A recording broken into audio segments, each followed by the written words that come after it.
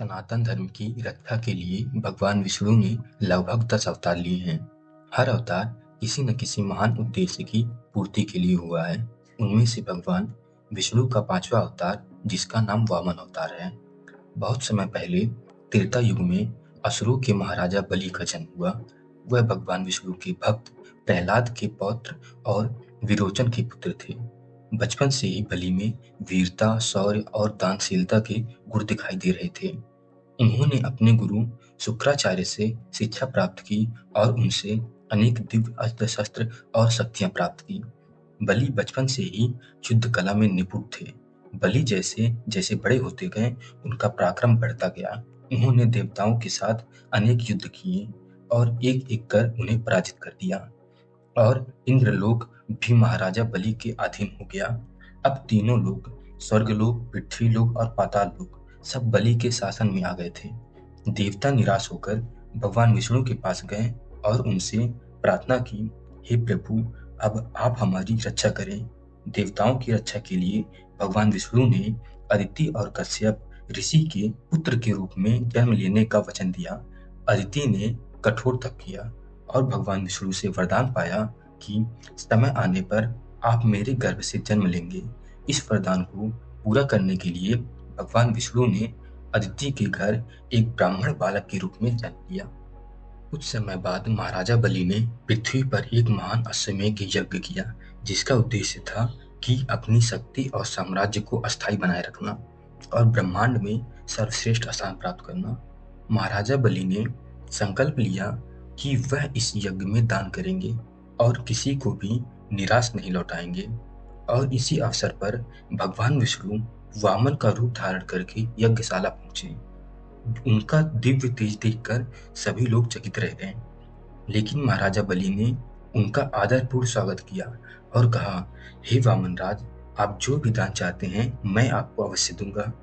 यह सुनकर भगवान वामन ने मुस्कुराते हुए बड़ी विनम्रता से कहा, हे महाराज, मुझे केवल अपने पैरों से नाप कर 3 पग भूमि चाहिए। यह सुनकर महाराजा बलि ने हंसते हुए कहा, हे वामन राज, आपके इन छोटे छोटे पैरों से 3 पग भूमि बहुत छोटी होगी। आप इस छोटे से दान का क्या करेंगे? मैं आपको पूरा गांव, राज्य, नगर और स्वर्ण दे सकता हूँ, लेकिन आप 3 पग भूमि ही क्यों चाहते हैं? तभी महाराजा बलि के गुरु शुक्राचार्य वहां आ गए और उन्होंने महाराजा बलि को चेतावनी दी कि यह कोई साधारण ब्राह्मण नहीं है, यह स्वयं भगवान विष्णु हैं, जिन्होंने देवताओं के हित के लिए यह वामन रूप धारण किया है। यदि तुम इन्हें दान दोगे तो तुम अपना सब कुछ खो दोगे। लेकिन महाराज बलि ने उत्तर दिया, हे गुरुदेव, यदि यह भगवान विष्णु हैं तो इससे और बड़ा सौभाग्य क्या हो सकता है कि मैं स्वयं भगवान विष्णु को दान दे रहा हूँ। मेरे जैसे दानवीर के लिए वचन से बड़ा कुछ नहीं हो सकता। मैंने प्रतिज्ञा की थी, इसलिए मैं महात्मा वामन को उनका दान अवश्य दूंगा। महाराज बलि ने जल लेकर संकल्प किया और दान की घोषणा की, और तभी भगवान वामन का शरीर विशाल हो गया और उन्होंने अपने पहले पग से पूरे पृथ्वी लोक को नाप लिया और दूसरे पग से पूरा आकाश और स्वर्गलोक को भी नाप लिया। अब तीसरे पग के लिए कोई स्थान शेष नहीं बचा।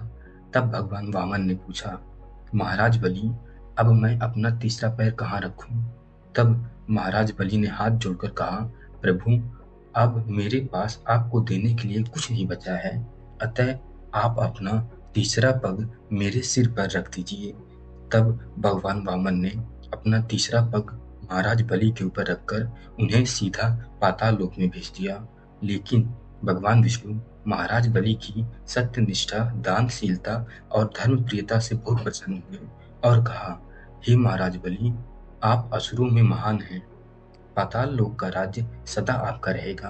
आप वर्ष में एक बार धरती पर जाकर अपनी प्रजा और भक्तों से मिल सकते हैं और मैं स्वयं आपका द्वारपाल बनकर आपकी रक्षा करूंगा। महाराज बलि की इस महानता और भगवान विष्णु के वचन के कारण आज भी केरला और दक्षिण भारत में ओणम पर्व बड़े हर्षोल्लास के साथ मनाया जाता है। मान्यता है कि इस ओणम के समय स्वयं महाराज बलि अपनी प्रजा से मिलने के लिए आते हैं।